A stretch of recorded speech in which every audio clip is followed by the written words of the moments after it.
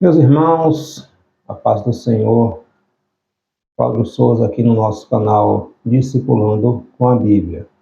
Vamos estudar neste vídeo nossa quinta lição da nossa revista de Escola Bíblica Dominical desse trimestre. Essa nossa quinta lição ela está para o dia 29 de outubro.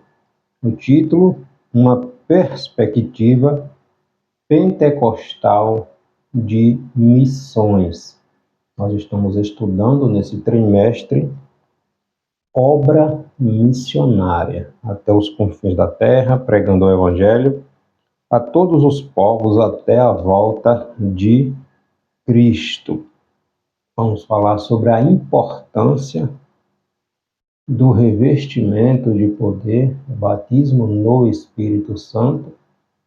Registrado ali no livro de Atos, no dia de Pentecoste, que deu início ali aquele boom, aquele crescimento extraordinário da igreja primitiva, e nós, como pentecostais, seguimos o modelo da igreja primitiva. A igreja, a missão, a obra missionária, o cristão precisa ter esse revestimento de poder, estar cheio do Espírito Santo, como está em Atos, capítulo 1, versículo 8, onde está escrito que Jesus falando ali através de Lucas, o autor do livro de Atos, falando para que eles, os discípulos, viessem ser cheios do Espírito Santo, recebesse a virtude e o poder do Espírito Santo para ser testemunhas, né? Primeiro, revestimento de poder. Nosso textuário está exatamente em Atos, capítulo 1, versículo 8, onde está escrito: mas recebereis a virtude ou o poder do Espírito Santo, que há de vir sobre vós, e ser-me-eis minhas testemunhas, tanto em Jerusalém, como em toda a Judéia e Samaria, e até os confins da terra. Nossa verdade prática: o Espírito Santo derramado no Pentecoste é o mesmo Espírito que Deus deseja derramar de novo na igreja da atualidade. Nós estamos falando sobre Missio Dei, ou missão de Deus. Existe uma diferença entre missão e missões. Missões são as estratégias, os planos, os meios de se fazer missão, as estratégias que a igreja de Cristo usa para realizar a missão de Deus, que é evangelizar o mundo. Os objetivos da nossa lição: apresentar uma perspectiva pentecostal de missões, explicar a obra missionária após o Pentecoste e enfatizar a dependência do Espírito Santo na obra pentecostal de missões. Nosso texto bíblico de referência, onde a nossa lição está baseada, está em Atos, no livro histórico do Novo Testamento, conta ali o início da igreja primitiva. Atos dos Apóstolos, capítulo 2, versículos do 1 ao 8 e do 14 ao 18. Vamos ler? Cumprindo-se o dia de Pentecoste, estavam todos reunidos no mesmo lugar, e, de repente, veio do céu um som, como de um vento veemente e impetuoso, e encheu toda a casa em que estavam assentados.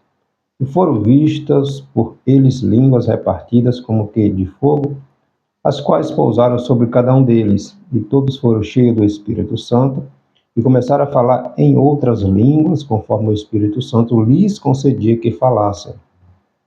E em Jerusalém estavam habitando judeus, varões religiosos de todas as nações que estão debaixo do céu. E, correndo aquela voz, ajuntou-se uma multidão e estava confusa, porque cada um os ouvia falar na sua própria língua, e todos pasmavam e se maravilhavam, dizendo uns aos outros: pois que não são galileus todos esses homens que estão falando? Como, pois, os ouvimos cada um na nossa própria língua em que somos nascidos? 14.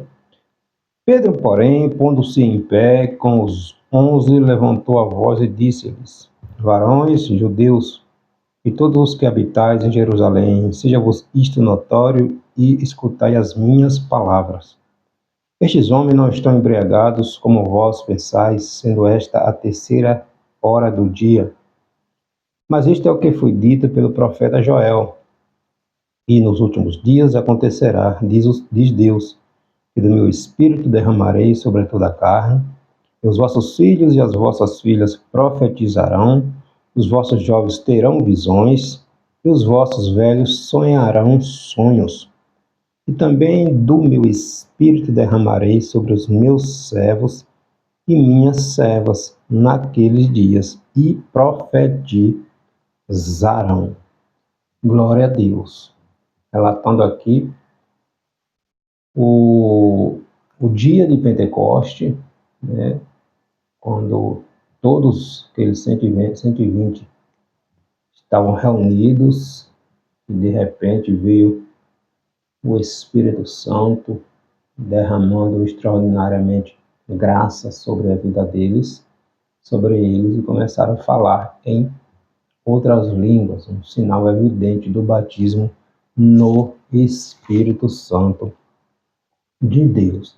Então, nesta lição, nós apresentaremos uma perspectiva pentecostal da obra missionária fundamentada, obviamente, nas Sagradas Escrituras. Todo o projeto missionário da igreja do nosso tempo, ela deve levar em conta a dependência exclusivamente do Espírito Santo para dirigir o ministério, dirigir ali o início, o meio e o fim de cada projeto, de cada ação missionária, né? De cada etapa, cada processo de missões, que são os meios de fazer missão, a obra que começou em Deus. Sempre lembrando que missão não começou na igreja, no início aqui da igreja primitiva, começou em Deus. Está lá em Gênesis capítulo 3, versículo 15, quando Deus disse que da semente da mulher, após a queda do homem ali, Deus afirma ali que da semente da mulher viria aquele, Jesus, que esmagaria a cabeça do diabo, né? Então, Deus traçou o plano para nos resgatar, nos trazer de volta a comunhão com Ele, comunhão esta que havia sido perdida, né, quando Adão decidiu dar ouvido à voz da serpente, do diabo, desobedecendo a palavra de Deus. Uma característica notável do movimento pentecostal desde o seu início, na virada do século passado, né, ali na Rua Azusa, tem sido a paixão por evangelismo e missões. Quando o cristão ele está cheio do Espírito Santo, ele está naquela comunhão extraordinária com Deus, seu coração pulsa por anunciar, evangelizar, dizer ao mundo quão extraordinário é servir ao Senhor Jesus Cristo, né? Então, vamos estudar algumas características que marcam o trabalho pentecostal de missões, uma das marcas da obra do Espírito Santo nesses últimos dias, né? Revestir a igreja, capacitar a igreja, impulsionar a igreja a anunciar a palavra de Deus. A igreja de Cristo ela não foi estabelecida para recuar. Jesus disse que as portas do inferno não prevalecem contra a igreja de Cristo. Então a igreja de Cristo ela não recua.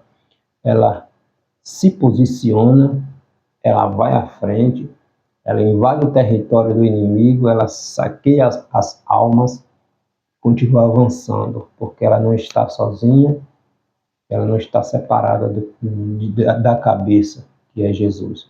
Jesus disse que ia para o céu, mas não nos deixaria sozinhos, né? Ele disse: ficar em Jerusalém, até que do alto sejas revestido de poder. Então, Jesus enviaria outro, o Consolador, o Espírito Santo, que nos convence da justiça, né, do pecado, do juízo e da justiça. Então, o Espírito Santo, ele está no meio da igreja.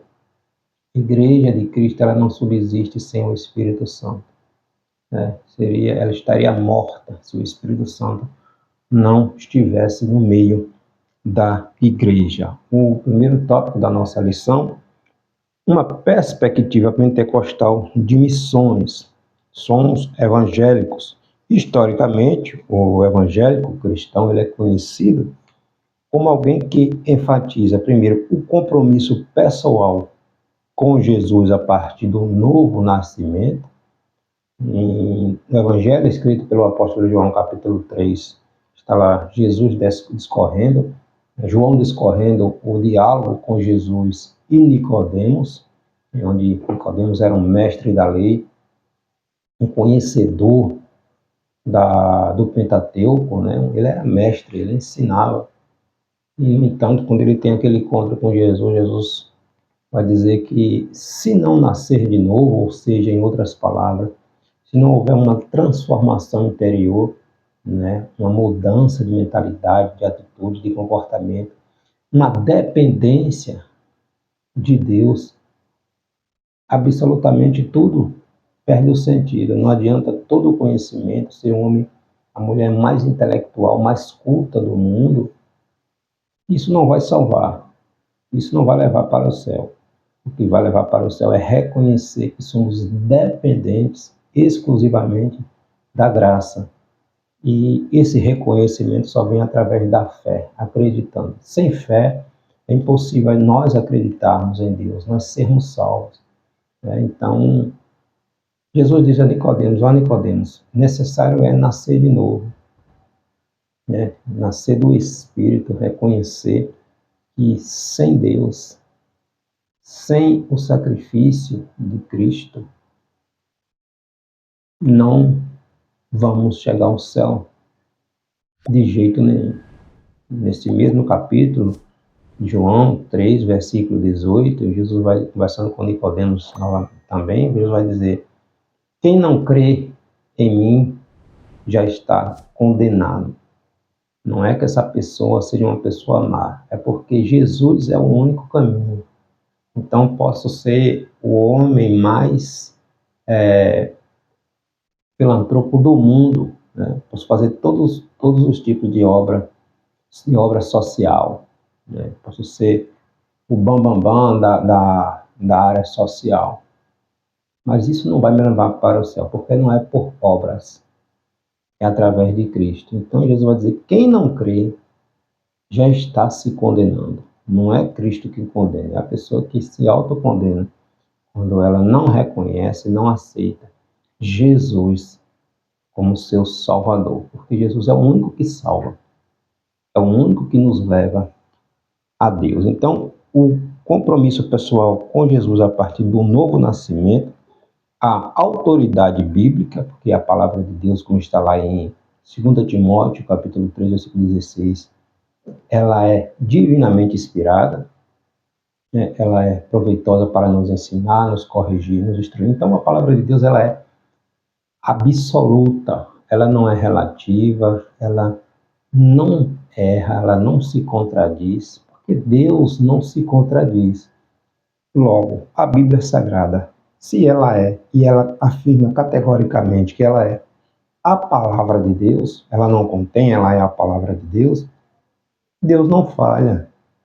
Se Deus não falha, a Bíblia não falha, porque a Bíblia é a palavra de Deus. Então, o cristão, ele tem esse compromisso, ele precisa nascer de novo, ele precisa crer na autoridade absoluta das Sagradas Escrituras, né, que é a palavra de Deus, e o apelo de anunciar a Cristo aos outros. A partir desse novo nascimento, deste reconhecimento, desse estudo das Sagradas Escrituras, o cristão é impulsionado, a partir desse revestimento de poder, a anunciar também as boas novas. O papel da igreja é pregar o Evangelho. Igreja que não anuncia o reino de Deus, que não prega, ela está fora do seu propósito.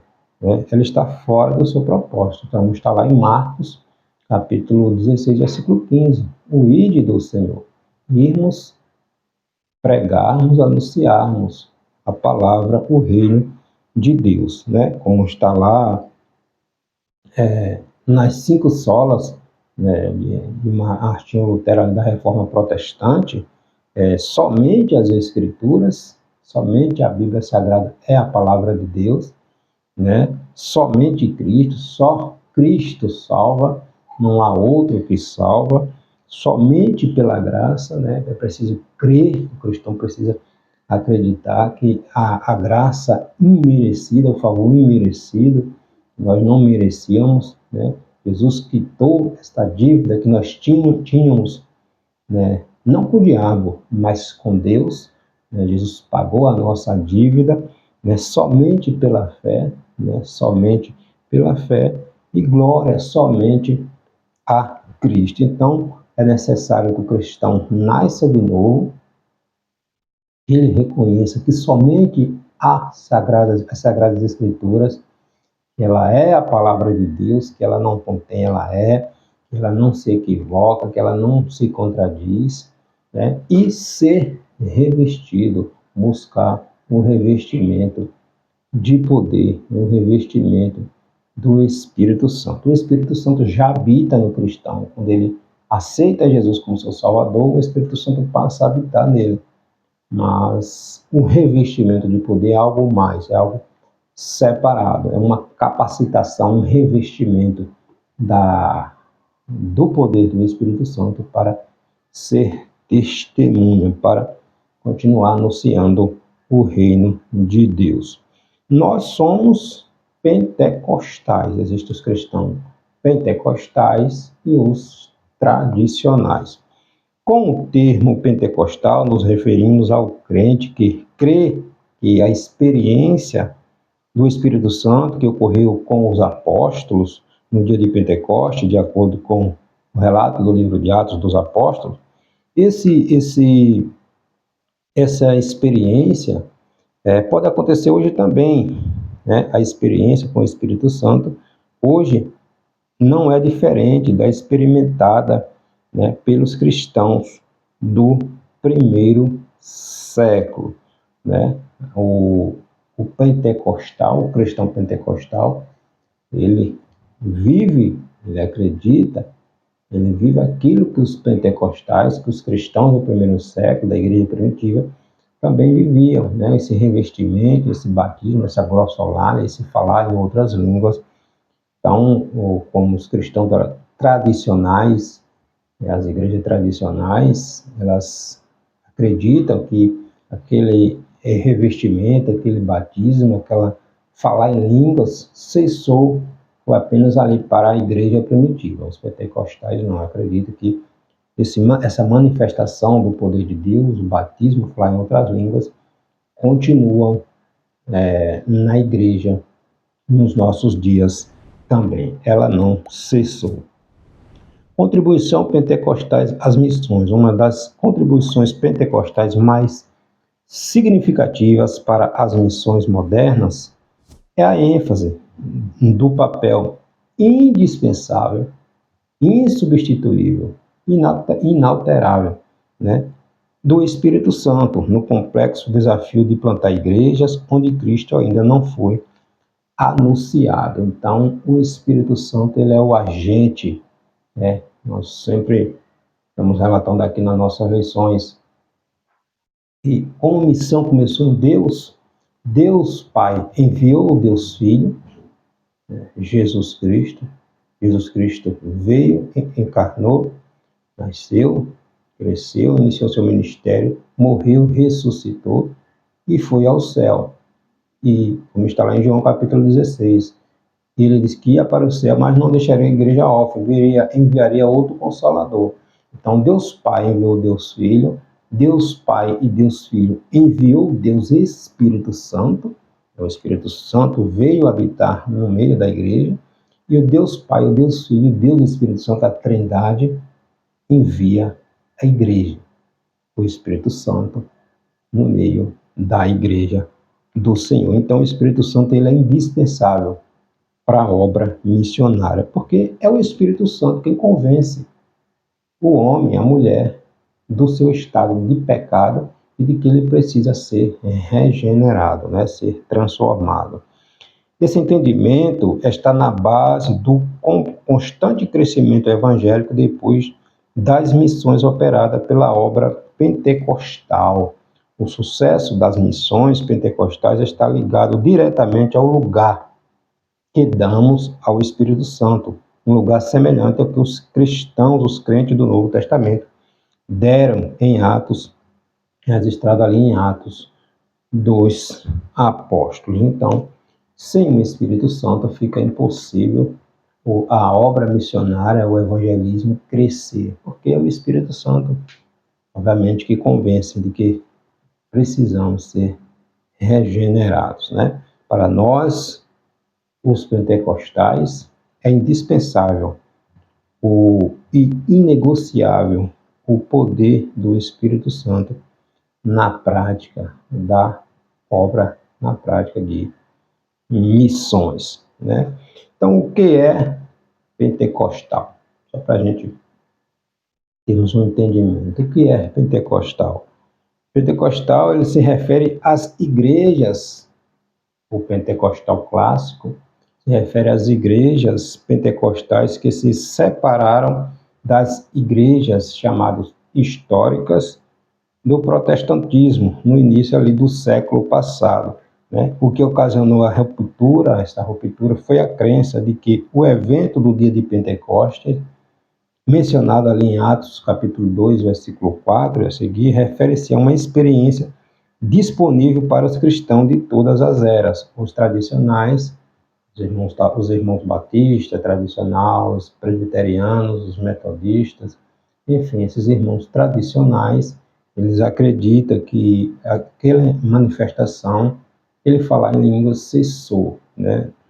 Então, o batismo com o Espírito Santo é evidenciado pelo sinal de falar em outras línguas, conforme o Espírito Santo dá expressão vocal, né? A questão da glossolalia, do falar em outras línguas, fez com que as igrejas históricas banissem os irmãos que falavam em outras línguas. Isso aconteceu com os dois missionários suecos, Daniel Berg e Gunnar Wingre, quando vieram para o Brasil, ali no Pará, no estado do Pará, eles começaram a congregar uma igreja batista e com o falar em línguas, né, eles eram batizados no Espírito Santo, eles acabaram sendo expulsos daquela igreja batista, porque até então aqueles irmãos batistas estavam vendo isto como um desvio doutrinário, né, como uma heresia ou qualquer ideia nesse sentido, porque eles eram tradicionais, pregavam a palavra de Deus, mas acreditavam que esse manifestar, esse falar em línguas, esse revestimento, né, havia cessado, foi apenas para os irmãos da igreja primitiva. Então, para a gente diferenciar, entender um pouquinho, né? Em João, no Evangelho escrito por João, capítulo 20, versículo 22, está ali relatando, né, quando Jesus ressuscitou e os discípulos estavam reunidos, Jesus chegou para eles e disse: recebei o Espírito Santo, e o revestimento de poder veio depois. Então, são duas coisas diferentes. O batismo ou o novo nascimento, que quando o cristão aceita Jesus, o Espírito Santo passa a habitar nesse cristão, e o batismo com o Espírito Santo, no Espírito Santo, que é uma situação diferente, né? Sendo o segundo, subsequente, e diferente do do primeiro, no Evangelho de João, novamente, capítulo 20, versículo 22, ó. Os discípulos estavam todos reunidos, Jesus chega e diz, ó, e havendo dito isto, assoprou sobre eles. João, capítulo 20, o Evangelho escrito por João, capítulo 20, versículo 22, né? Vamos ler a partir do 20. E, dizendo isso, mostrou-lhe as mãos e os lados. Jesus, eles estavam reunidos ali, trancados, e Jesus chegou, apareceu, né? E entrou e disse, mostrando-lhe as mãos e o lado, de sorte que os discípulos se alegraram, vendo o Senhor. Disse-lhe, pois, Jesus outra vez, Pai seja convosco, assim como o Pai me enviou, também eu envio a vós. E, havendo dito isto, assoprou sobre eles e disse-lhes, recebei o Espírito Santo. Então, a partir daquele momento, com Jesus, com o corpo glorificado, o Espírito Santo veio e passou a habitar nos apóstolos. Então, assim como Deus, uma observação interessante na Bíblia de Estudo Pentecostal, página 1613, falando sobre a regeneração dos discípulos. Assim como Deus soprou por dentro do homem físico o fôlego de vida e o homem se tornou uma nova criatura, registrado lá em Gênesis capítulo 2, versículo 7, assim também agora Jesus assoprou espiritualmente sobre os discípulos e eles se tornaram novas criaturas, né? O Espírito Santo passou a habitar neles e os regenerou antes do dia de Pentecostes. Então são eventos diferentes. Quando aceitamos a Jesus como nosso Senhor e Salvador, imediatamente nós somos perdoados, transformados, regenerados. O Espírito Santo passa a habitar no cristão, né? Isso não é um batismo no Espírito Santo. O batismo no Espírito Santo é diferente, é um revestimento, né, de poder, como está novamente em Atos, capítulo 1, versículo 8. Mas recebereis, ele já era cristão, já estava, o Espírito Santo já tinha habitado neles, mas recebereis a virtude ou o poder, um revestimento, né, do Espírito Santo para ser testemunhas, tanto em Jerusalém, como na Judéia, Samaria, até os confins da terra. Então, para a gente entender, são eventos diferentes. O cristão, novamente, o pecador, quando ele aceita Jesus, o Espírito Santo passa a habitar nele, mas não é o revestimento. O revestimento é um evento posterior a isto, né? Nosso segundo tópico, a obra missionária depois do Pentecoste. A causa da obra missionária da primeira igreja.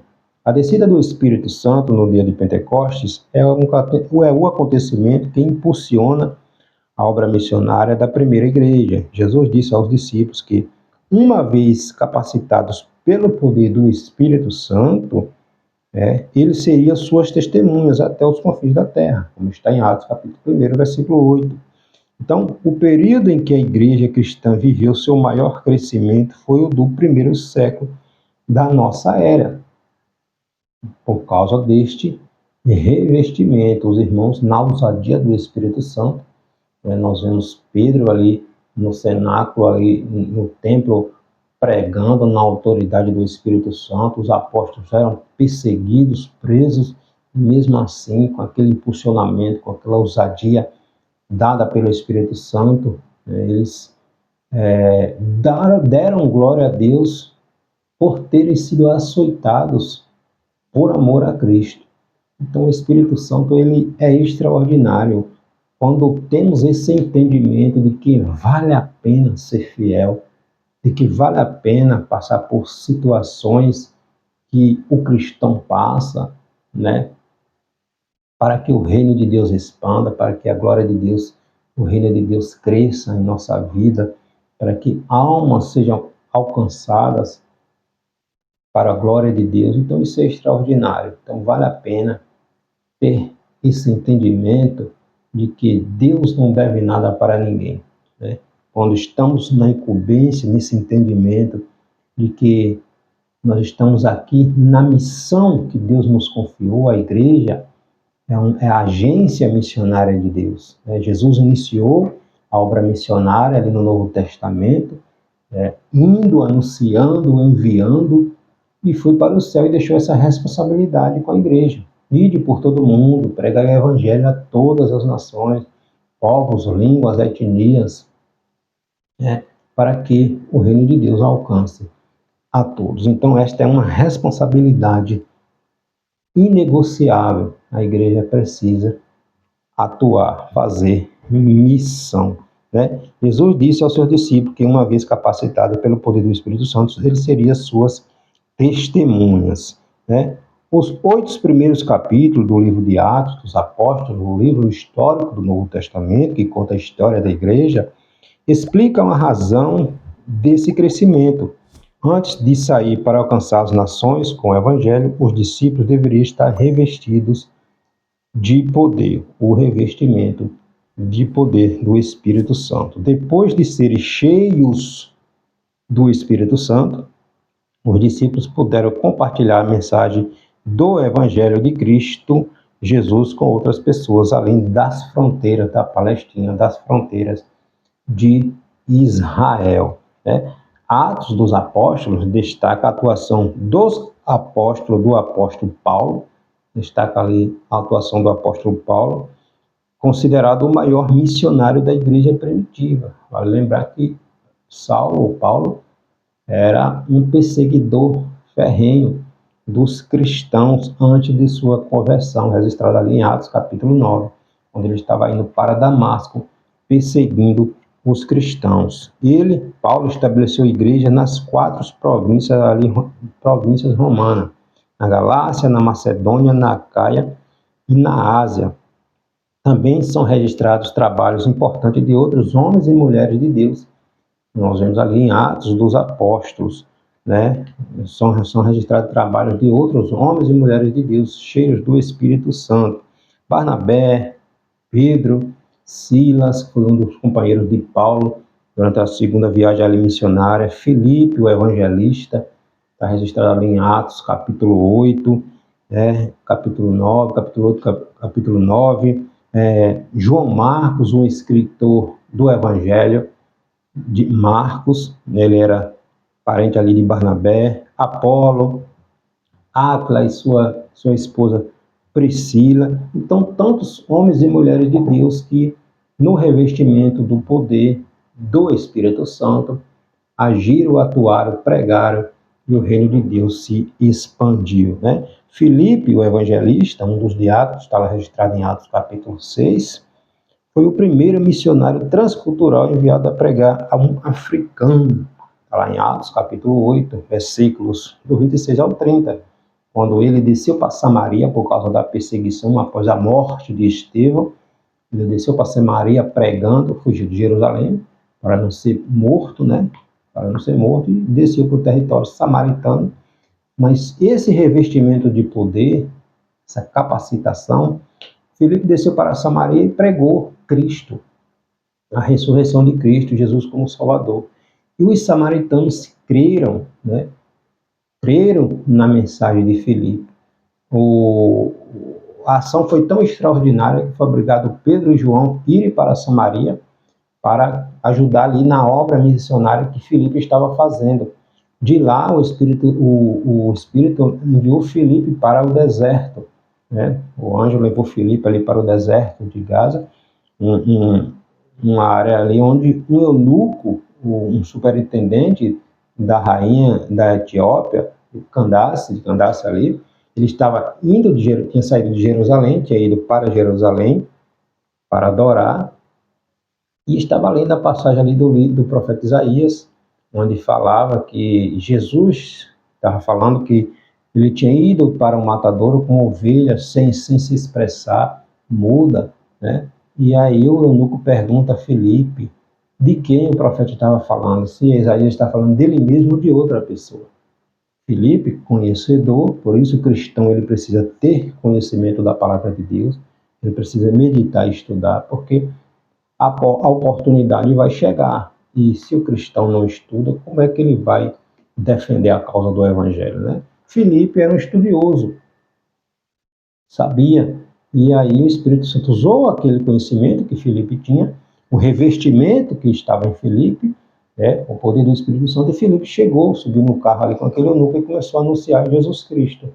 E aquele eunuco, aquele africano, acreditou, creu, foi transformado, aceitou a Jesus como seu Senhor, foi batizado. Então, olha a obra missionária expandindo. Então, o cristão ele precisa ser capacitado, ele orar, estudar, jejuar, né? E ter esse entendimento, esse revestimento, esse batismo no Espírito Santo. O cristão precisa buscar o batismo no Espírito Santo. Como é que ele busca?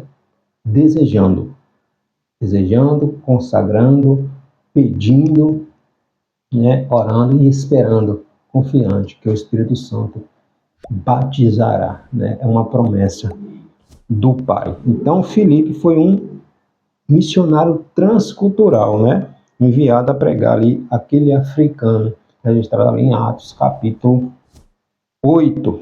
Deus não faz acepção de pessoas. O apóstolo Pedro, também um missionário cheio do Espírito Santo, reconheceu que todos os seres humanos são alvo do amor de Deus. Está lá em Atos, capítulo 10, naquele episódio dele com Cornélio, né? Pedro estava em Jope, teve aquela visão de um lençol que descia do céu, cheio de animais, né, de várias espécies. Aí a minha avó dizia, mata Pedro e come.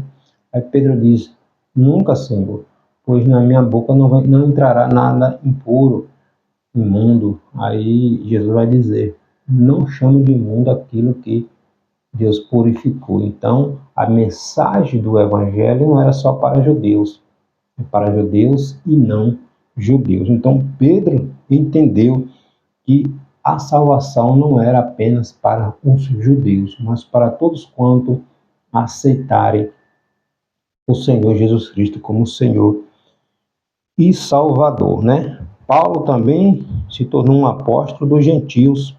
O apóstolo João também relata que Deus se interessa pela salvação de todos os homens. Com esse entendimento a respeito da natureza ilimitada do plano da salvação de Deus para os homens e impulsionada pelo Espírito Santo, a missão da primeira igreja atingiria a escala mundial, né? A missão da igreja foi extraordinária na igreja primitiva. Expandiu para toda a parte da terra. O apóstolo Paulo mesmo percorreu um vasto território pregando e anunciando Jesus Cristo. Podemos ver isso no ministério de Pedro com o centurião Cornélio, novamente registrado em Atos 10, Atos capítulo 8, Filipe, né, nós relatamos aqui o evangelista, a igreja missionária de Antioquia, Atos capítulo 13, em Antioquia foram pela primeira vez os irmãos chamados cristãos, né? Então Antioquia não era uma igreja judia, era uma igreja gentia, irmãos gentil. Então o evangelho, a obra missionária expandiu para todo mundo. E os pentecostais, ele segue esse modelo, né? Esse revestimento, dessa capacitação espiritual. Para a gente finalizar aqui, nosso terceiro tópico é a ação do Espírito Santo e a obra missionária. Não existe missão sem a pessoa do Espírito Santo. Não existe, porque é o Espírito Santo que convence. A função do Espírito Santo na obra missionária. Dentre as muitas funções do Espírito Santo, estão as de ungir, inspirar, separar e enviar homens e mulheres para os quatro cantos da terra como missionários do Senhor. A obra missionária é uma tarefa ligada à ação exclusiva do Espírito de Deus, né? Jesus, que foi ungido pelo Espírito Santo para o exercício do seu ministério, o próprio Cristo. Quando Jesus saiu ali do deserto, Jesus foi batizado por João, no Rio Jordão, passou aquele período ali de 40 dias sendo testado pelo diabo. Depois desse período, Jesus vai para Nazaré, onde ele foi criado. Aí Jesus entra ali na sinagoga, no dia de sábado, e começa a ler ali Isaías, onde passava ali por Isaías, capítulo 61, onde Jesus diz: porque o Espírito do Senhor, o Espírito de Deus está sobre mim, porque me ungiu para pregar tal, tal, tal, tal. Então, o próprio Cristo, ele foi revestido, Jesus estava como homem, né? Jesus foi revestido do Espírito Santo para poder realizar aquela missão extraordinária, aqueles sinais, aqueles ressuscitamentos, aquelas curas. Jesus estava revestido do Espírito Santo de Deus. Então, se o próprio Cristo precisou ser revestido do Espírito Santo, nós não precisamos, né? Então, o cristão ele precisa buscar esse revestimento. Em outro momento, o Espírito Santo não permitiu que os apóstolos ficassem envolvidos com problemas sociais e quaisquer outras atividades que não fosse a evangelização. Esse episódio aqui está lá em Atos capítulo 6, quando os discípulos precisavam, os apóstolos ali precisavam se dedicar à leitura da palavra, a palavra para ensinar, e às orações. E estava havendo um problema ali relacionado à questão social, as viúvas, principalmente as viúvas não judias, né, dos irmãos que não eram judeus, dos irmãos da diáspora, e estava havendo um tipo de negligência ali ao cuidado com essas irmãs. Os apóstolos, como eles tinham que se dedicar à oração e ao ensino da palavra, inspirados pelo Espírito Santo, eles escolheram ali 7 diáconos. Entre estes estavam o próprio Filipe, que nós relatamos em Atos capítulo 8, Estevão, né, que foi martirizado, né, registrado ali no início, Atos capítulo 7, Estevão foi martirizado. Então, o Espírito Santo direcionou os apóstolos para escolherem assistentes para cuidar dessa outra parte da igreja, né? O Espírito Santo capacita para a obra. O Espírito Santo é quem escolhe e envia missionários para anunciarem as boas novas da salvação, de salvação ao mundo, né? Em Atos 16, temos uma revelação clara de como o Espírito Santo deseja que a ação missionária seja realizada. Nós vemos ali em Atos capítulo 13, o Espírito Santo mandando separar, ali em Antioquia da Síria, o Espírito Santo mandando separar a Barnabé e a Paulo para a obra missionária. Em Atos capítulo 16, nós vemos também ali outra situação, o Espírito Santo impedindo que Paulo e aqueles que estavam com ele fossem para alguns lugares, porque é o Espírito Santo que direciona. Então o Espírito Santo mandou separar a Barnabé e a Paulo para a obra missionária, e em outros lugares o Espírito Santo impediu que eles fossem para alguns lugares. Então, é o Espírito Santo que direciona. Então, o cristão ele precisa ter o Espírito Santo na vida dele. Esse entendimento, essa capacitação, né, é necessário. Sem o Espírito Santo não há missão. A ação do poder do Espírito Santo na igreja é a característica mais surpreendente no livro de Atos, a ponto de o livro ter sido chamado de os Atos do Espírito Santo, que, na verdade, era o Espírito Santo, através dos discípulos, que realizavam a obra, né? Então, nós vemos, ao longo do livro de Atos, o Espírito Santo sempre atuando, sempre capacitando, sempre revestindo aqueles irmãos ali da igreja primitiva, né? A ação do poder do Espírito Santo na igreja é a característica mais surpreendente no livro de Atos, a ponto de o livro ser chamado o ato do Espírito Santo. Tanto o ministério público de Jesus quanto o ministério público da igreja primitiva foram iniciados sob a experiência do Espírito Santo. Então, Deus age por meio do seu Espírito. Na obra, no livro Verdades Pentecostais, do saudoso, publicado pela CPAD, Casa Publicadora das Assembleias de Deus, do saudoso pastor Antônio Gilberto, descreve a existência do Espírito Santo na obra missionária. O Espírito Santo escolhe, o Espírito Santo envia, o Espírito Santo capacita e direciona os evangelizadores. Né? O Deus da Bíblia não é um Deus deísta. Né? O Deus deísta eles descrevem como um Deus impessoal, que não se envolve com o seu povo. Né? O deísta, ele descreve Deus como um Deus impessoal, que se encontra longe do seu povo, mas ele intervém de modo que deseja estabelecer um relacionamento vivo com a sua igreja pelo poder do Espírito Santo. Então, o deísmo, ele descreve Deus como um Deus impessoal, que não se envolve com aquilo que ele criou.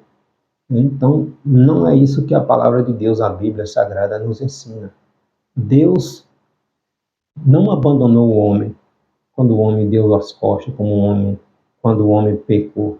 Deus já tinha um plano de nos trazer de volta a esta comunhão com Ele. Deus se importa comigo e com você. O maior exemplo é quando Ele entregou seu Filho, né? Um amor extraordinário, um amor tão extraordinário que Jesus desceu da sua glória, deixou a sua glória, se despiu da sua resplendor da sua glória para morrer como um maldito, se fez maldito, porque todo que é pendurado no madeira é considerado um maldito. E Jesus se fez maldito por mim e por você.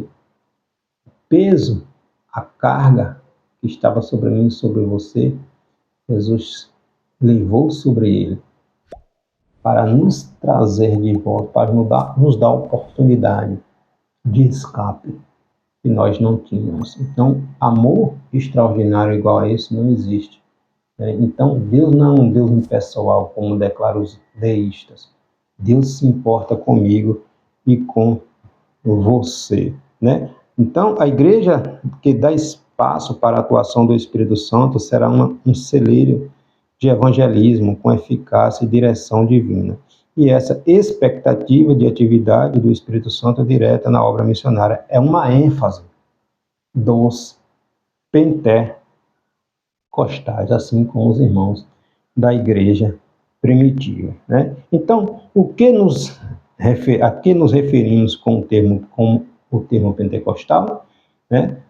Nos referimos ao crente que crê na mesma experiência do Espírito Santo que ocorreu com os apóstolos no dia de Pentecostes, né? De acordo com o livro de Atos dos Apóstolos. E acontece hoje também. A experiência com o Espírito Santo hoje não é diferente da experimentada pelos cristãos do primeiro século.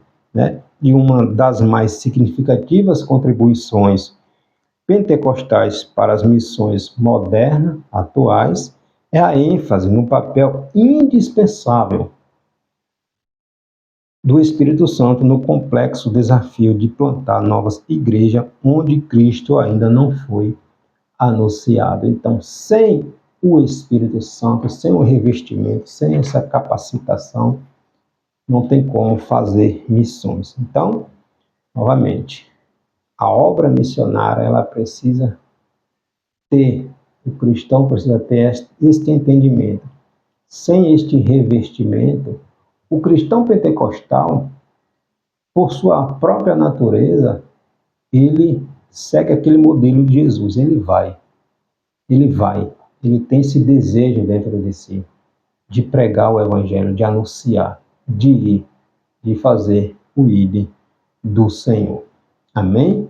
Então, este é o nosso resumo desta nossa quinta lição.